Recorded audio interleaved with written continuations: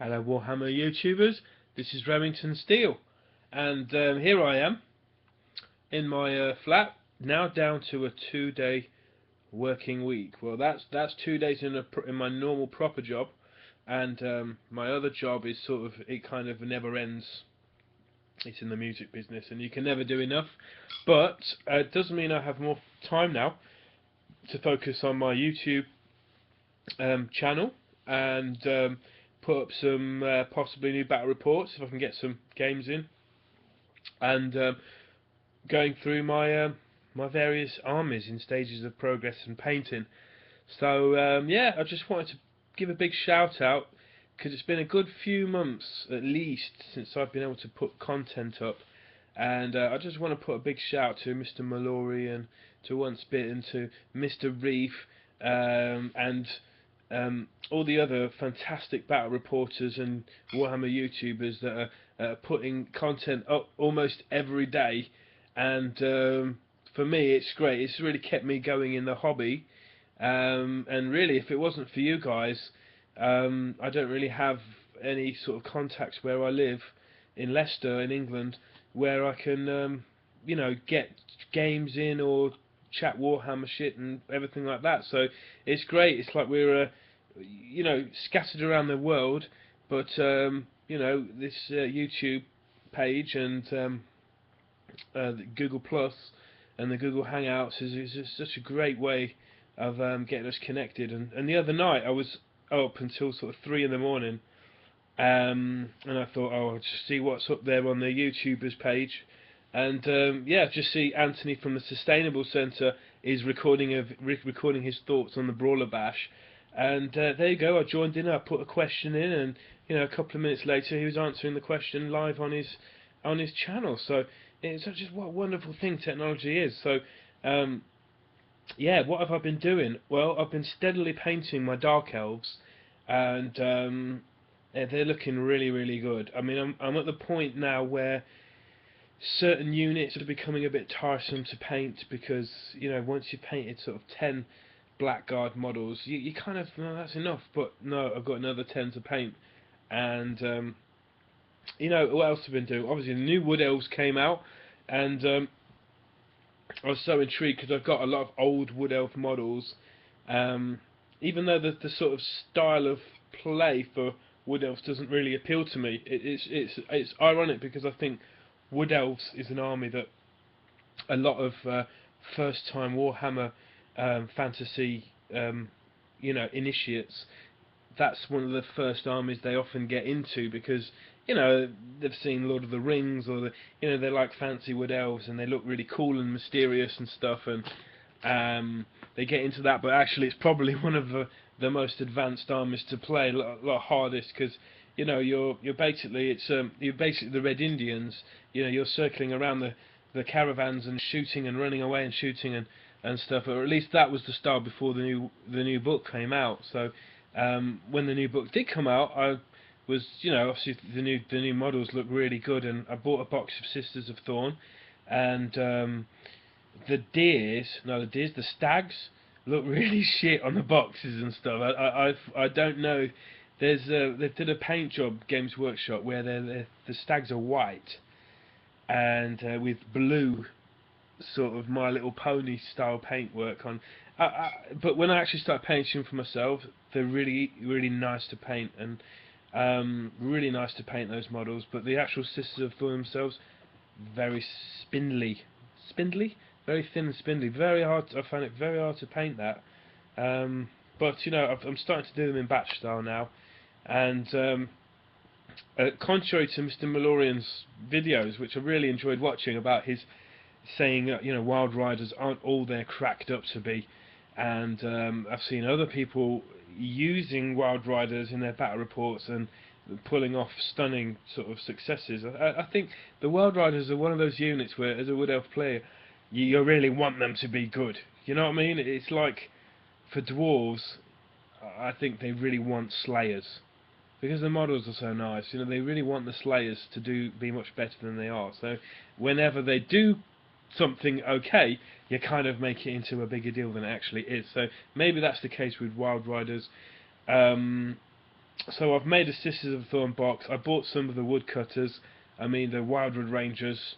My initial thoughts of those were that the models were very sort of one-dimensional in their poses, but when you start ranking those kind of models up and painting them, they look better as a block when the poses aren't too different. Now, if you contrast that with the witch elves, which stunning models, but when you rank them up, they're really difficult to get like a nice block. It's almost like, I think what you'd do better at with those dark elf witch elves, and financially better, would be to set up some sort of diorama and unit filler diorama using just 10, because when you start getting 10, 20 of those, they look kind of silly all ranked up. It's really hard to slot them, to get them into a nice shape. Anyway, so I've probably painted about 60% of the Dark Elf army. Stumbling blocks have been the Charybdis. Why did I build that model? Why didn't I just do the Hydra? The Hydra is a beast I've always loved in mythology.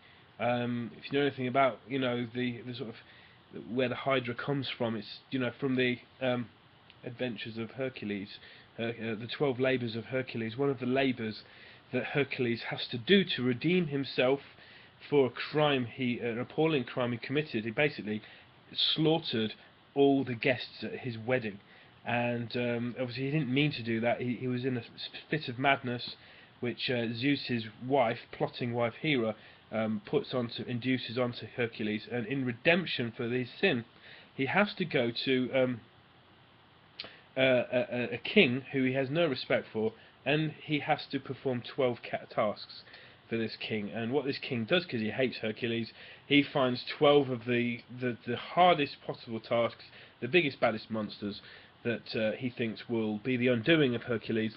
And for one of these is the lion, the Nemean lion. I think that's his first task. And once he kills the lion, he uses the lion's mane as a sort of a... How did I get into this? Anyway, you see, I love my history.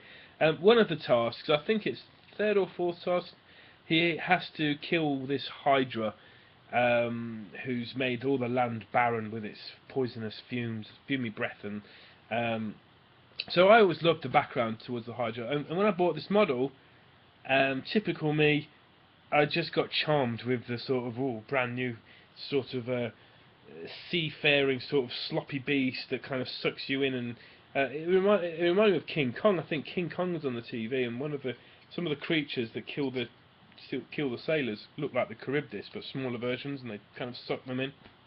And I thought, yeah, I'll do that. Little did I know, it's fucking hard to paint that model because there's no eyes on it. There's no focal point to the model, whereas if you think of a Hydra, the focal points are the eyes, the teeth, the sort of the sort of dragon heads. So that one's let me down, but the actual handlers are fantastic. The actual, some of the Dark Elf models that come out so nice, and one of the things that's quite valued for money is the Cauldron of Blood, because you get 4 witch elves in there, you get a Medusa, plus a great unit filler as Cain, the Lord of Cain, the statue figurette Cain that you get is great. I've actually built it up as a not Cauldron of Blood, but the other thing it makes. You can see how prepared I am. I don't even know. I can't even remember what it's called, but the one with the blood rack shrine. I'm going to try out that if I get the chance. So I've got the Dark Elves, but like I said, when you get when you do get a bit burnt out, you tend to do something random. So what else? What have I been painting randomly? I've painted a goblin shaman randomly. Excuse me. And yeah, I bought some what do you call them? Hellblazers of Chaos. I bought some of those. I love them figures. So I've been thinking of maybe starting some kind of Chaos Force at some point in the future, and then I bought this book. So I'm loving getting into that. So there you go. That's what I've got as to with my hobby. So I've got my dark elves and wood elves. My undead's been on the back burner. Um, I'm gonna get some chaos figures, and with all the armies I get, I don't build to any kind of optimum list or anything. Although I watch a lot of battle reports. I mean, pretty much all the ones that I can find. The ones that I love the most come down to two or three factors really. One is the enthusiasm of the commentator. Um, I'm not too interested in all the rundown of the armies and what wizard had what items and what magic with this and that, you know. And um, I like to cut to the chase with the battle reports, and it's difficult for me. I find it. I don't really want to watch one that's over 30 minutes. It's just too long, you know. What else makes a good battle report? For me, it's the standard of figures, and this gets me to talking about Mr. Reef 3's battle reports. Owen, if you're listening, peace. Word to your moms. Hope you're good. Mr. Reef 3's battle reports always include completely painted armies. And they're really well painted as well. And it is nothing like watching a battle report that has well painted miniatures and good quality pictures on them. And I wish there was a bit more of that, you know, because it's something you rarely see. That mixture, that combination with great painted armies and great commentary and great pictures. So yeah. So we've got the Dark Elves. I've got my ogres nearly finished. I've got all these armies that are nearly finished. Wood Elves nearly finished. Vampire Cats nearly finished. Dwarves. The dwarf book came out as well now. As you may know, I've put up a dwarf. I put a YouTube video up of all my dwarf figures, and couldn't resist, and so I bought some. I bought a box of the Hammerers / Longbeards, and because I couldn't decide which one to make, I made a bit of everything. So the Games Workshop now to get you. You know, if you don't make that firm decision of what you're going to do with a unit when you first buy it, you end up having to buy more boxes. So I've made like 2 Hammerers out of this. I've made about 5 Longbeards with a hand weapon and shield, even though obviously most people would give them double-handed weapons. I just thought, I painted the unit champion who has a shield and a double-handed hammer, and it just looked awesome. I just thought, well, the dwarves have got that rule with the shield wall. Why don't you give them an actual shield wall? So that's how I decided to do them. You know, as usual, it's style over content with me, and so that's what I've done with those. And yeah.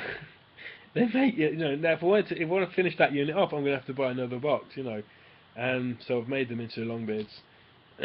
So with my Chaos Warriors of Chaos army, I think I'm going to just get stuff that I think I like the look of.